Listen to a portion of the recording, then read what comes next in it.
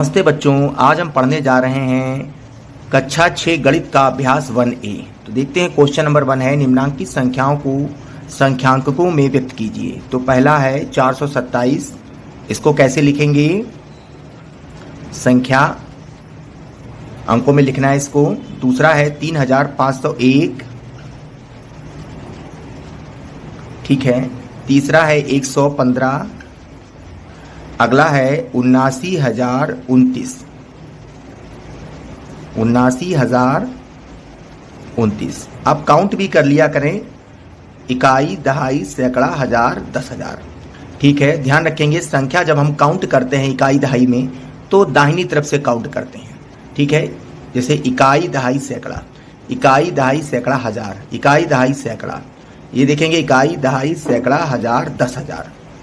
ठीक है, तो क्या आया? 79,029।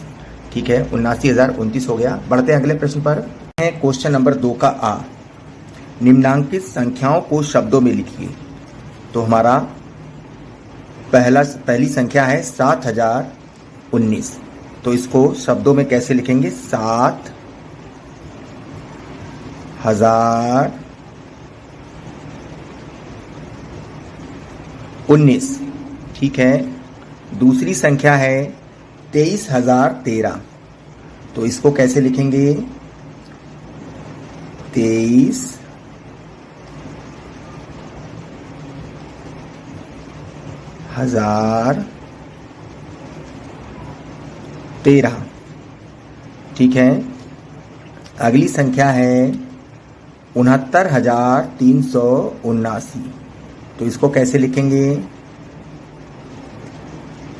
69,379।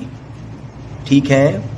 अगली संख्या है, देखेंगे इकाई, दहाई, सैकड़ा, हजार, 10,000, लाख। जब भी आप अगर संख्याएं बड़ी हैं तो आप उसको काउंट कर लें। फिर से देखेंगे इकाई, दहाई, सैकड़ा, हजार, 10,000, लाख। तो कितना आ गया? 8,93,059। ठीक है, तो क्या लिखेंगे? 8। बड़ी संख्या है तो आप काउंट कर लें ताकि कंफ्यूजन ना हो, गलत ना हो जाए। 8,93,059। ठीक है, कितना आ गया? 8,93,059। ठीक है, हो गया हमारा क्वेश्चन नंबर 2 का आ। बढ़ते हैं अगले सवाल पर। देखेंगे क्वेश्चन नंबर 2 का बा, नीचे लिखे वाक्यों में आई हुई संख्याओं को शब्दों में लिखिए। तो प्रश्न है, एक रिपोर्ट के अनुसार 1 ग्राम मानव मल में 100 जीवाणु अंडे व 1000 जीवाणु कोष। अब देखिए अगली संख्या क्या लिखी है, हमें इसको पढ़ना है। तो कैसे पढ़ेंगे? इकाई, दहाई, सैकड़ा, हजार, 10,000, लाख, 10 लाख। तो 10 लाख बैक्टीरिया जीवाणु तथा अब देखिए ये संख्या आ रही है, इसको कैसे पढ़ेंगे? इकाई, दहाई, सैकड़ा, हजार, 10,000, लाख, 10 लाख, करोड़। 1 करोड़ वायरस विषाणु होते हैं। ध्यान रखना, कभी भी हमको जब संख्या पढ़नी होती है, ठीक है, इकाई दहाई की गणना करनी होती है तो हम दाहिनी तरफ से करेंगे। कभी भी संख्या दाहिनी तरफ से गणना करते हुए चलेंगे इधर से। ठीक है, तो लिखेंगे सारी जो संख्याएं आई हैं इनको शब्दों में लिखना है। तो पहली संख्या क्या है?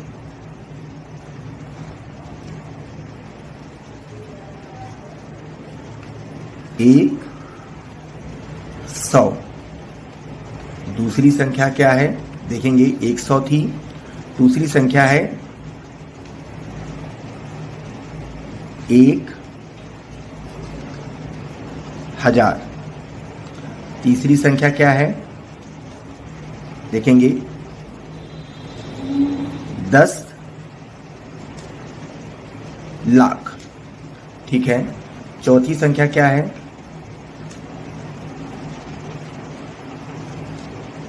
1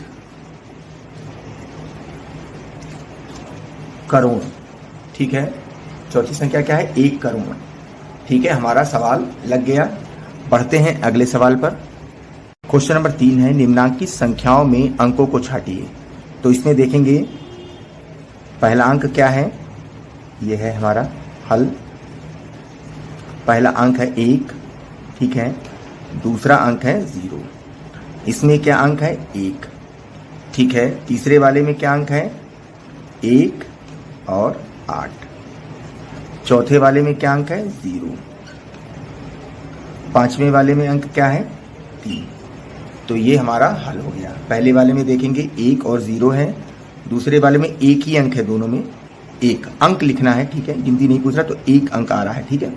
तीसरे वाले में 1 है अंक और 8 है। चौथे वाले में 0 अंक है, पांचवें वाले में 3 है, ठीक है। बढ़ते हैं अगले सवाल पर। देखते हैं क्वेश्चन नंबर 4। 1, 2, 3 से बनने वाली 3 अंकों की सभी संख्याएं लिखिए जबकि अंकों की पुनरावृत्ति ना हो। बच्चों, आपके लिए नया शब्द आया है इस बार, पुनरावृत्ति। पुनरावृत्ति का मतलब होता है दोहराना। क्या होता है? दोहराना, रिपीट करना, ठीक है। कोई भी चीज अगर दोहराई जाती है तो उसको पुनरावृत्ति भी बोलते हैं, ठीक है। तो इसमें क्या कह रहा है, पुनरावृत्ति ना हो, मतलब वो संख्या दोहराई ना जाए। तो देखेंगे कौन कौन सी संख्या बनेंगी। तो पहली संख्या बनेगी 123, ठीक है, मैंने वही संख्या लिख दी है। उसके बाद दूसरी संख्या बनेगी, अब मैं 3 को इधर कर दे रहा हूं और 2 को इधर कर रहा हूं, ठीक है। तो अब संख्या बन गई हमारी 132, ठीक है। उसके बाद देखेंगे, अब मैं 2 को इधर कर दे रहा हूं, 1, 3, अब बन गई मेरी संख्या 213। उसके बाद अगली संख्या है हमारी, 2 इधर लिखा मैंने, 3 इधर कर दिया, 1 इधर कर दिया, मेरी संख्या बन गई 231। अगली संख्या मेरी बनेगी, देखेंगे हम 3 इधर कर दे रहे हैं, 1 इधर कर दे रहे हैं, 312। उसके बाद देखेंगे एक अगली संख्या और बनाएंगे, 3 इधर लिख दे रहे हैं, 2 इधर लिख दे रहे हैं, 1 इधर लिख दे रहे हैं, बन गया 321। तो देखेंगे कौन कौन सी मेरी संख्या बनी है, 123, 132, 213, 231, 312, 321। ये मेरी संख्याएं बन गई हैं और किसी भी संख्या को मैंने बार बार रिपीट नहीं किया है, नई नई सारी संख्याएं बनाई मैंने, ठीक है। ध्यान रखिएगा, पुनरावृत्ति का मतलब होता है दोहराना, और यहाँ पूछ रहा है पुनरावृत्ति ना हो, यानी कोई संख्या दोहराई ना जाए, ठीक है। बढ़ते हैं अगले सवाल पर। देखते हैं क्वेश्चन नंबर 5। 0, 3, 5 से बनने वाली 3 अंकों की सभी संख्याएं लिखिए जबकि अंकों की पुनरावृत्ति ना हो। देखिए, इससे पहले के सवाल में भी मैंने बताया था पुनरावृत्ति मतलब होता है दोहराना। पुनरावृत्ति का मतलब होता है दोहराना, और यहाँ पर पूछ रहा है पुनरावृत्ति ना हो, या मतलब कोई भी संख्या दोहराई ना जाए, ठीक है, रिपीट ना हो। तो देखेंगे, और एक बात ध्यान रखिएगा, इस संख्या में 0 दिया है। ध्यान रखेंगे, किसी भी संख्या के पहले अगर हम 0 लगा देते हैं तो 0 का कोई मतलब नहीं होता है। 0 का मतलब किसी संख्या के बाद या आखिरी में लगाने से 0 का महत्व होता है। अगर 0 किसी भी संख्या के पहले लगा है तो वो काउंट नहीं होता है, ठीक है। तो देखेंगे कौन कौन सी संख्या बनेगी। सबसे पहले बनाते हैं हम, 3 पहले लिखते हैं और 0, 5। तो क्या हमारी संख्या बन गई 305। उसके बाद अगली संख्या देखेंगे क्या बनेगी, 3, 5, 0। मैंने 5 इधर कर दिया, 0 इधर कर दिया। उसके बाद अगली संख्या देखेंगे 5, 0, 3। तो क्या हो गया 503। उसके बाद अगली संख्या देखेंगे 5, 3, 0। क्या हो गया 530। तो हमारी कितनी संख्याएं बन गई, 305, 350, 503 और 530, ठीक है। ये हमारी इतनी संख्याएं बन गई हैं। बढ़ते हैं अगले प्रश्न पर। 503 कर दिया, फिर 530 कर दिया, ठीक है। ये सवाल हो गया पूरा। बढ़ते हैं आगे सवाल पर। देखते हैं क्वेश्चन नंबर 6। 6, 7, 0, 5 से 4 अंकों की सबसे बड़ी एवं सबसे छोटी संख्या लिखें। तो इसका हल क्या है, सबसे बड़ी संख्या। सबसे बड़ी संख्या कैसे लिखी जाती है, ध्यान रखेंगे, सबसे बड़ी संख्या जब हमें बनानी होगी तो हम जितने भी अंक हमें दिए गए हैं उसमें सबसे बड़ा अंक पहले लिखेंगे। सबसे बड़ा अंक इसमें है 7। उसके बाद उससे छोटा अंक क्या है 6। उसके बाद उससे छोटा अंक है 5। उसके बाद उससे छोटा अंक है 0। तो हमारा क्या आ गया संख्या 7650। उसके बाद पूछ रहा है सबसे छोटी संख्या। तो सबसे पहले छोटी संख्या जब भी बनाएंगे सबसे पहले छोटा अंक जो दिया होगा वो लिखेंगे। इसमें छोटा अंक 0 दिया है मगर 0 नहीं लिखेंगे क्योंकि कभी भी किसी संख्या के पहले जीरो जब लिखा जाता है वो उसमें ऐड नहीं होता, वो माना नहीं जाता है जीरो, ठीक है। या किसी भी संख्या के बीच में लगा हो जीरो, या किसी संख्या के बाद में लगा हो या आखिरी में लगा हो जीरो, वो माना जाता है। मगर किसी संख्या के पहले जीरो लगा हो तो वो संख्या के पहले जीरो माना नहीं जाता, वो संख्या मानी जाएगी, जीरो उसमें नहीं जुड़ेगा। तो देखेंगे सबसे छोटी संख्या यहाँ पर क्या है, यहाँ पर जीरो को छोड़ दें आप, 5। अब जीरो माना जाएगा क्योंकि जीरो बाद में माना जाता है। 0 6 7, तो हमारी क्या संख्या हो गई, 5067, 5067। ठीक है, सवाल हल हो गया। बढ़ते हैं अगले सवाल पर। देखते हैं क्वेश्चन नंबर 7। 5 अंकों की सबसे बड़ी तथा सबसे छोटी संख्या लिखिए। बच्चों, आप कक्षा 6 में हैं, आपके लिए क्वेश्चन बहुत महत्वपूर्ण है, ठीक है, क्योंकि ये क्वेश्चन इस तरीके से आगे बहुत आएंगे। ठीक है, सबसे बड़ी संख्या व सबसे छोटी संख्या, तो हमें जब भी तो लिखेंगे, पहले तो आप ये लिख लें 5, फिर आपको मैं बड़ी संख्या व छोटी संख्या सिखा दूंगा कैसे बनती है। 5 अंकों की सबसे बड़ी संख्या।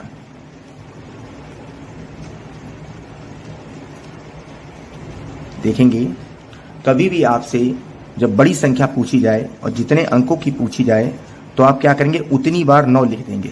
जैसे 5 अंकों की सबसे बड़ी संख्या पूछ रहा है तो 5 बार 9 लिख दीजिए। 1 2 3 4 5।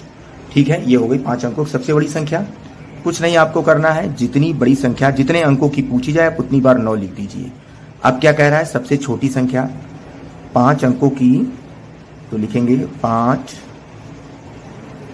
अंकों की सबसे। अच्छा, ये सभी बच्चे सुनेंगे, ये नरेशन लिखना बहुत जरूरी है।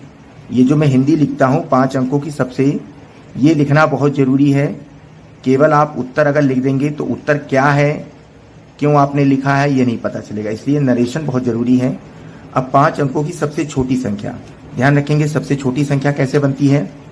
सबसे पहले आप 1 लिखेंगे, फिर जितनी संख्याएं बच रही उतने 0 लिख देंगे। 5 अंकों की है तो मैंने 1 लिख दिया, अब 4 अंक बच रहे हैं तो 4 बार 0 लिख देंगे। 2 3 4, ये मेरी सबसे छोटी संख्या हो गई। ठीक है, समझ गए होंगे। बड़ी संख्या के लिए उतनी बार 9 लिख दीजिए, छोटी संख्या के लिए सबसे पहले आप 1 लिखिए और जितने अंक बच रहे हैं उतने 0 लिख दीजिए। ठीक है, तो 5 अंकों की सबसे बड़ी संख्या हो गई 99,999। 5 अंकों की सबसे छोटी संख्या हो गई 10,000। ठीक है, बढ़ते हैं अगले प्रश्न पर। देखेंगे क्वेश्चन नंबर 8। 5,231 में प्रत्येक अंक का स्थानीय मान ज्ञात कीजिए। तो देखेंगे स्थानीय मान, तो संख्या है हमारी 5,231, तो इसमें 5 का स्थानीय मान देखेंगे।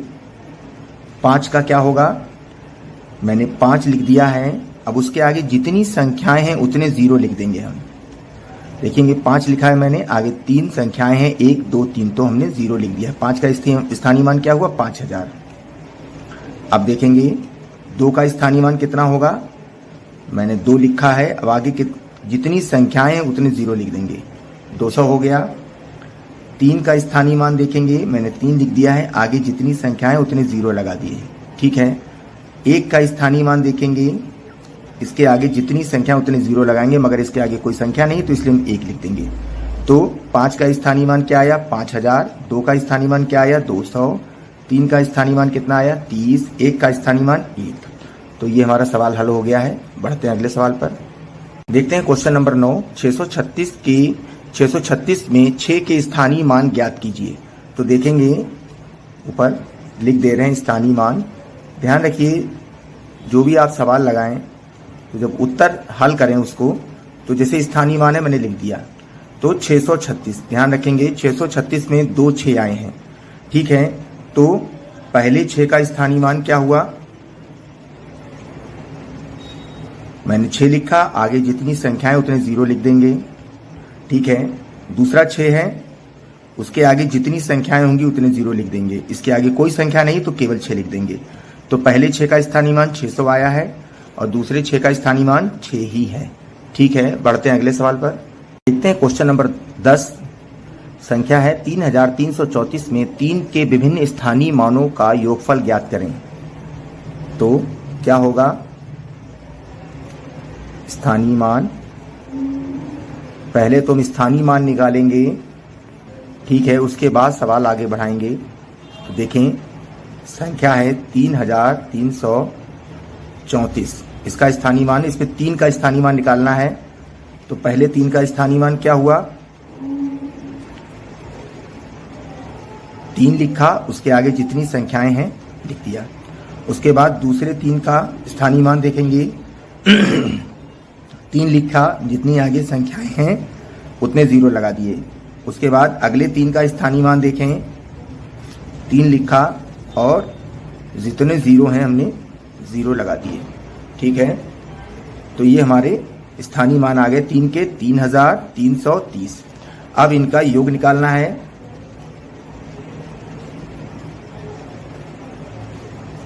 स्थानीय मानों का योग देखेंगे, 3000 प्लस 300 प्लस 30, तो हमारा उत्तर क्या आ गया, इसको आप जोड़ लेंगे तो हमारा उत्तर आ जाएगा 3330, ठीक है। ये हमारा उत्तर हो गया, ठीक है। बढ़ते हैं अगले सवाल पर। देखते हैं क्वेश्चन नंबर 11। 22,222 में प्रत्येक 2 का स्थानीय मान ज्ञात कीजिए और इनका योगफल ज्ञात कीजिए। सेम इससे पहले का सवाल था, वो भी यही था और ये भी वही है, ठीक है। तो सबसे पहले हम स्थानीय मान निकालेंगे।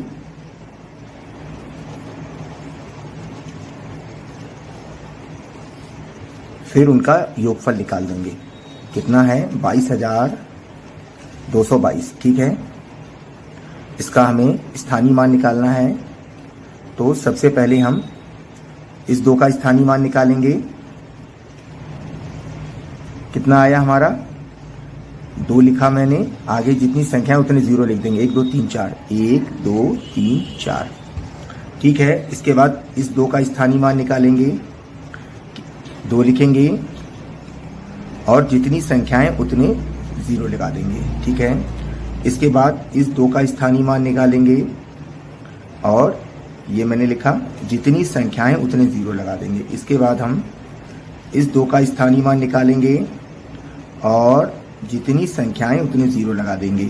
इसके बाद आखिरी 2 बच रहा है, इसका स्थानीय मान लिखेंगे और जितनी संख्याएं उतने 0 लगा देंगे। इसके आगे मगर कोई संख्या नहीं है तो 0 नहीं लगाएंगे। अब क्या करेंगे, इनका हम योगफल ज्ञात कर लेंगे। तो योगफल निकाल ले रहे हैं हम। देखेंगे 2 आ गया हमारा, फिर 2 आ गया हमारा, फिर 2 आ गया हमारा, फिर 2 आ गया, अब फिर 2 आ गया, ठीक है। तो हमारा योगफल क्या आ गया, 22,222, ठीक है। ये हमारा आंसर हो गया। देखेंगे, बढ़ते हैं अगले सवाल पर। देखेंगे क्वेश्चन नंबर 12 है।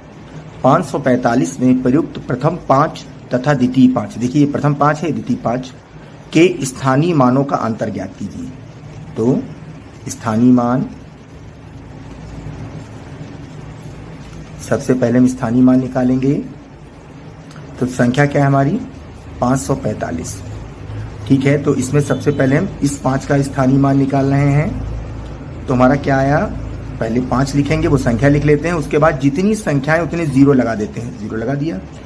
अब इसके बाद इस 5 का, द्वितीय 5 ये वाला है, इस 5 का स्थानीय मान लिखेंगे, ठीक है। और उसके आगे जितनी संख्या होंगी 0 लगा देंगे।